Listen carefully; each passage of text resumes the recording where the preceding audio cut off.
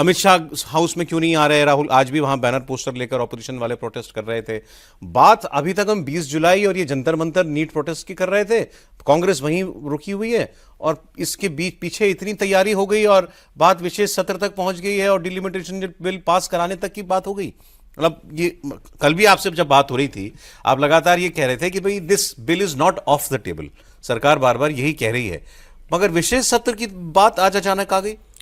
जैसे सौरभ, आज ये जो खबर आई उसमें आपने जैसा बताया कि कांग्रेस खेमे से ही ये बताया गया। पहले कांग्रेस के एक राज्यसभा के सांसद ने इस बात की जानकारी दी कि सरकार 16, 17, 18 ये 3 दिन बढ़ाने जा रही है। उसके बाद लोकसभा के सांसदों ने भी वही बात कहनी शुरू की।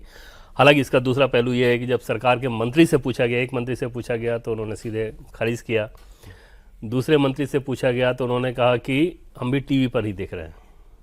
अच्छा, कि ऐसा हो गया है। तो समझा जा सकता है कि सरकार खास तौर पे ऐसे मसले पर एक जेम्स बॉन्ड के मोड में तो रहती है कि छुपा के रखो तब तक, और छुपा के रखना वो लाजमी बात समझा सरकार के हिसाब से समझी जा सकती है। अगर अपोजिशन इतना कह रहा है और तारीख के साथ कह रहा है तो उस बात को सीधे सीधे खारिज करने का भी। देखिए, आप बहुत मॉडेस्ट हो जाते हैं। मुझे ये बात पीछे बता रहे थे, नाम नहीं वो ले रहे हैं तो नाम मैं भी नहीं लूंगा, लेकिन इन्होंने पूछा और इनको कांग्रेस के एक सीनियर सांसद ने आपको खुद कहा 16, 17, 18 हम सुन रहे हैं कि विशेष सत्र सरकार ला रही है, सरकार ये बढ़ाना चाह रही है 16, 17, 18। हॉर्सेस माउथ की बात अच्छा, होगी। होता ये है कि सरकार सीधे सीधे अपोजिशन से रीच आउट करती है ऐसी चीजों के लिए। अब इस बात को आप दूसरी चीज से जोड़ें कि आज सुबह जब लोकसभा की कार्यवाही स्थगित हुई तो उसके बाद संसदीय कार्य मंत्री किरण रिजिजू उसी समय वहाँ बोले कि राहुल गांधी से मिलना चाहते हैं। अच्छा। उन्होंने बुला लिया अपने चैम्बर में। वहां जाने के बाद राहुल गांधी और प्रियंका ये दोनों थे और किरण रिजिजू। नहीं, किसके चैम्बर में हुई मीटिंग? राहुल गांधी के। राहुल गांधी के चैम्बर और में तकरीबन 50 मिनट तक वो मुलाकात हुई है। जो सोर्सेज से जानकारी मिल पा रही थी उसमें सीधे सीधे ये था कि डीलिमिटेशन पे आप लोगों का क्या ओपिनियन है, किरण रिजिजू सरकार ने पूछा। हाँ, राहुल गांधी से FCRA बिल को लेकर आप क्या सोच रहे हैं, सदन इस तरह से चल रहा है, ये ठीक नहीं है, हंगामा हो रहा है, बिल पास कराना चाहिए, और ऐसे ऐसे बिलों पर क्या सोचते हैं। राहुल गांधी की तरफ से लगातार इस बात को कहा गया कि होम मिनिस्टर का स्टेटमेंट चाहिए। राहुल गांधी ये भी बोले कि हम लोग इस्तीफा नहीं मांग रहे हैं, स्टेटमेंट मांग रहे हैं, और स्टेटमेंट तो देना होगा होम मिनिस्टर को। प्रियंका गांधी भी इन सारे मसलों पे बोल रही थी, वो भी अपनी राय रख रही थी। सरकार की अंडरस्टैंडिंग ये है कि अगले 24 घंटे में ये, यानी कि कल तक ये पता चलेगा कि अपोजिशन इस बात को लेकर कैसे रिस्पॉन्ड कर रहा है। अपोजिशन मतलब मुख्यतः कांग्रेस पार्टी इस पर कैसे रिस्पॉन्ड कर रही है, डिलिमिटेशन और FCRA पर और ये हंगामा खत्म होने पे। मतलब हंगामा खत्म होगा तो वो सारी चीजें आ जाएगी। तो अगर कल भी अपोजिशन का स्टैंड यही रहा, उसके बाद फिर सरकार की देखने वाली बात होगी कि सरकार क्या कर रही है। अब यहाँ पे सौरभ एक दिलचस्प चीज आपको बताऊं कि आज मैंने पूछा सरकार किसी मंत्री से कि क्या डिलिमिटेशन बिल को लेकर आप लोग तैयारी अगर इतनी कर रहे हैं, नंबर सारे हो गए हैं। उनका ये कहना था कि नंबर्स तो हमारे पास हैं ही, हमने फिर अगर नंबर है तो फिर पास ही करा लीजिए, हंगामा में भी तो बिल पास करा ही रहे हैं आप। उनका ये कहना था कि देखिए बहुत महत्वपूर्ण बिल है और नंबर्स होने के बावजूद हम ये मैसेज देना नहीं चाहते कि हमने कुछ थोप दिया।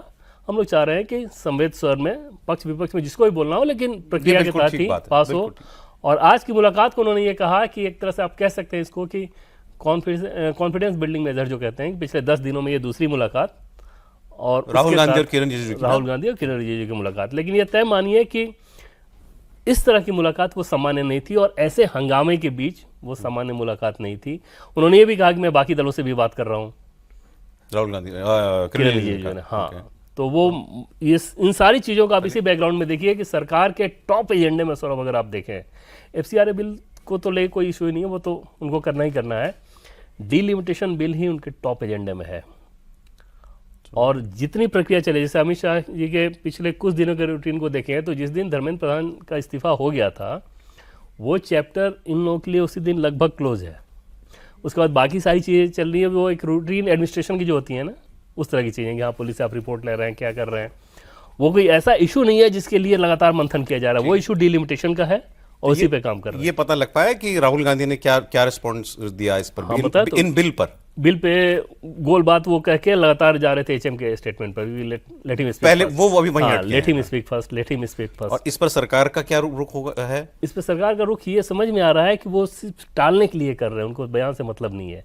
जैसे अगर HM जाकर वहां पे बयान देना कुछ शुरू करेंगे, उसके बाद वो कुछ सीन क्रिएट करके हंगामा, फिर उसके बाद वही चीज़ शुरू हो जाएगी।